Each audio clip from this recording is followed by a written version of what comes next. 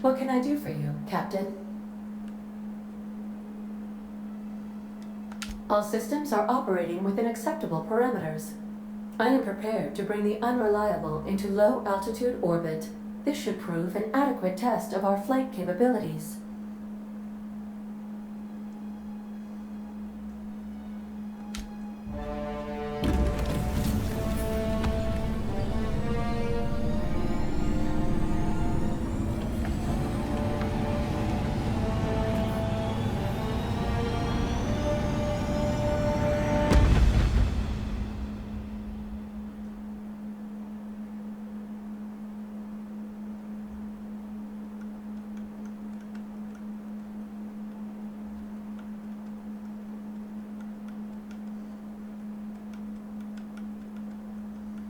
We have received a communication request from Dr. Phineas Wells.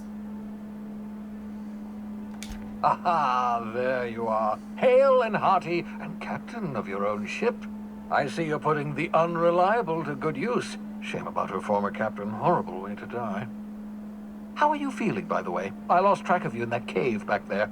Experiencing any, unnatural drippage? Perfectly normal side effect of thawing, I assure you.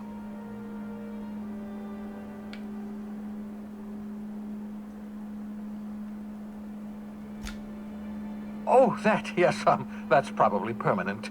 I wouldn't worry about it, though. I'm sure you're fine. What you saw in Emerald Vale is happening all across the colony. Food shortages, lack of supplies, and basic necessities. We're dying. The chairman, the minister, and all their lackeys on the board are to blame.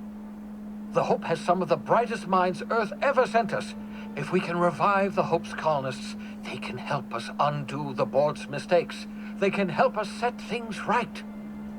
You need to get to Stellar Bay on Monarch. I have contacts there. They'll help me, help us, find the chemicals to revive your fellow colonists.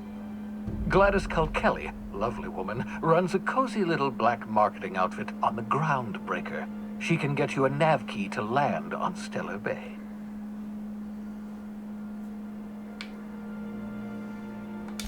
Strictly speaking, Monarch is a moon, terraformed badly, and almost completely lawless. You'll love it.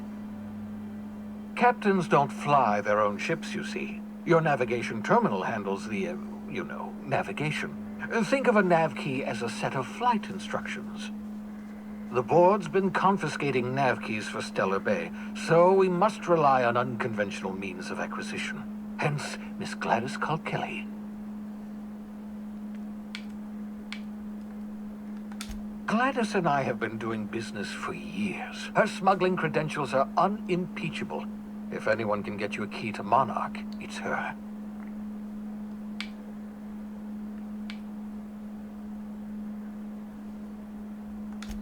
Without a skip drive, good luck. You'll be dead before you make it to the nearest star. Look, I admire your optimism, but the sad truth is you're stuck here. You, me, and the rest of this colony. We're all skating precariously around the edge of oblivion together. None of us are leaving Halcyon alive, so we may as well make it a better place, and we can start by reviving the Hope. Excellent. I'll send her a wireless. Let her know you're coming. By the way, I gave Captain Hawthorne a disguise apparatus of my own design, cutting-edge technology years ahead of its time. I call it the holographic shroud. I'm sure it will prove remarkably useful to you. You'll find it in the captain's quarters. Marvelous device. I'm quite proud of myself. The shroud changes the user's appearance to mimic that of another. It has limits. First-generation technology, you see, but promising. Exciting to see it in use at last. Very simply, the holographic shroud uses biometric information contained on standard identity cartridges to generate a holographic projection around you.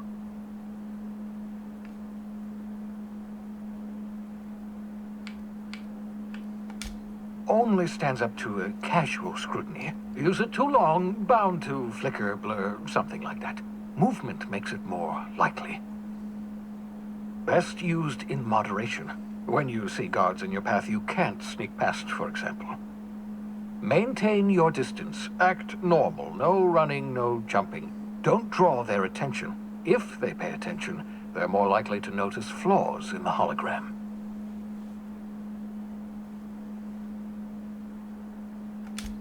A change of clothes. What is this? Some old spy serial?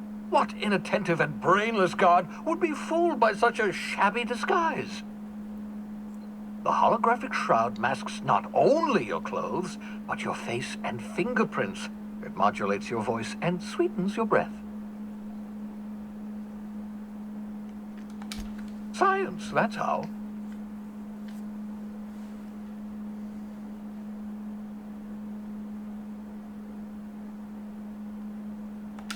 Excellent. I'll contact you once you've found a way to get to Stellar Bay. If you have any questions, come see me in my lab. And remember, don't trust the board. They'll try to win you over with promises of wealth and power, but it's a lie. The board's only interested in filling their own pockets. If we don't put a stop to them, they're going to run this colony to the ground. Transmission ended. If you are ready to depart, please select a destination on your navigation terminal.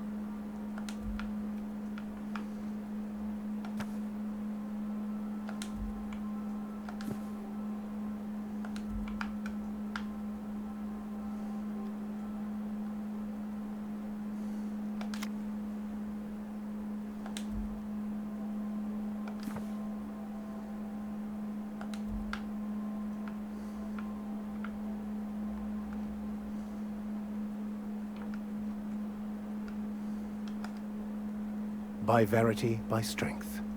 What are we contemplating today? Nothing too out of the ordinary. Just your run-of-the-mill vicar with a violently enthusiastic disposition.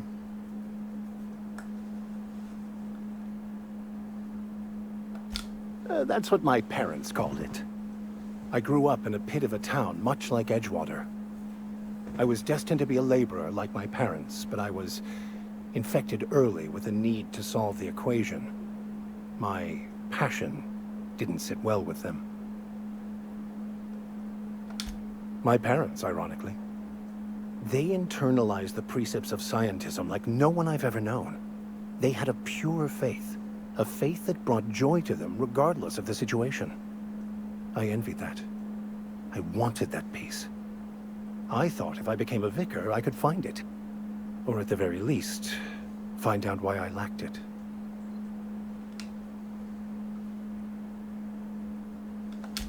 They thought I was fighting the plan, should have accepted my lot. Some people pursue the clergy for power, prestige, but that was not me.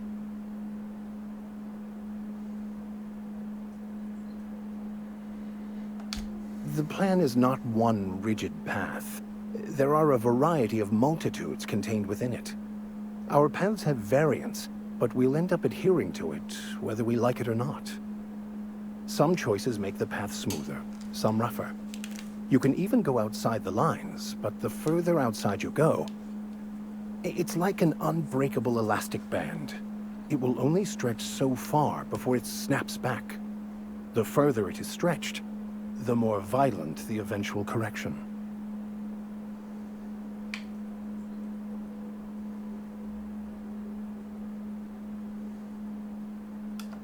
I have run headlong into too many walls in my pursuit of the truth. This book is my last hope, and you were my only hope of getting it translated.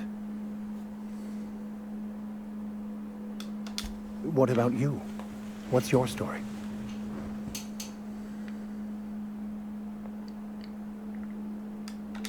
And how did he do that?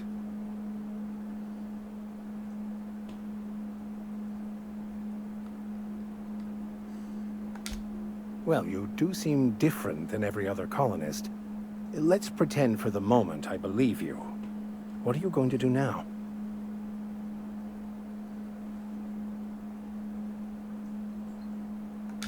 That seems a dangerous proposition. Why risk your life now that it's been returned to you?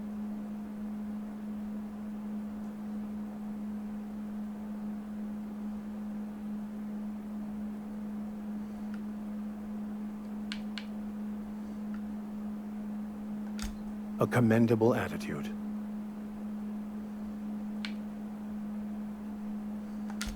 Bakonu, the author, had some interesting theories about man's perception of reality that I thought could be applied to our attempts to decipher the plan.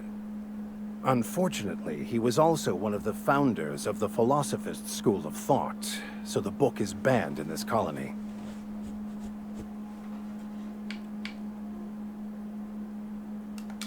Philosophism's a false religion that stands in contradiction to almost everything we know to be true. They believe all is chaos, in stark contrast to OSI's belief in the plan. But most of the philosophist perversion of Bakonu's thoughts came more than a century after his death.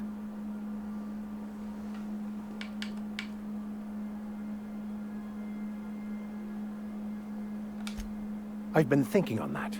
There's a former infamous philosopher scholar who fled Terra 2 some years ago. He's an expert on Bakonu. He's also who told me of the journal's presence in Emerald Vale.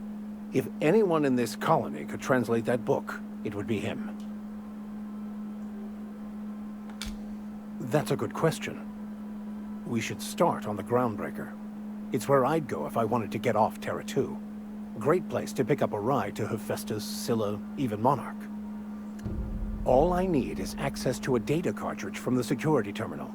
Their easily hackable system keeps a registry of all crew manifests for both arrivals and departures. I'll comb the last 6 months of departure manifests to track the Philosophist's off-world destination.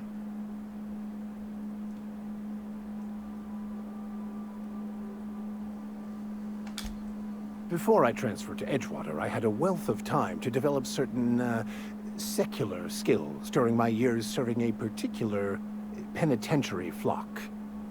I meditated, led sermons, provided guidance to the inmates as needed, of course. I also played prison yard tossball and taught myself a bit about computronic security systems.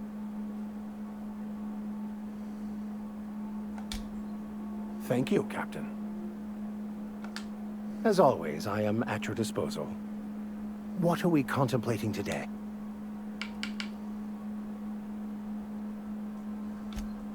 Of course. Are you ready to break into security on the Groundbreaker?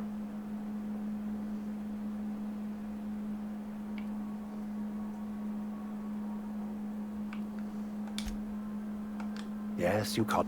What's up?